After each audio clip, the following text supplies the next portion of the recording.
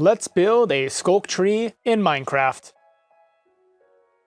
Hello everyone and welcome to another tree tutorial.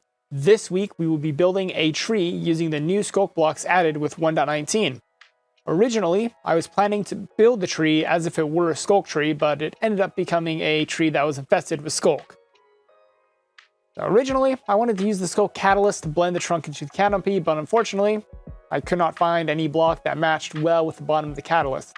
If you have any ideas, I'd love to hear them down in the comments. So I ultimately decided on using stripped birch wood and then later mix in some end stone for the trunk.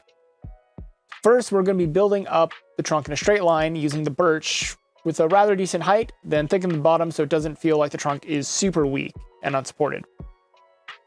Then we're going to place in some end stone to add some extra variation. Now for the branches and leaves, well, as close as this tree is going to have to those exact terminology, I opted for dried kelp blocks since they were kind of close to the Sculk, but also different enough to be an in-between for the Sculk and the trunk. It almost feels like they were more of a branch that has been infested with Sculk. For the Sculk itself, I decided to place it in bunches along the branches. I still wanted to see some of the branches, but not have the Sculk be dotted around like how we had with the bristlecone pines.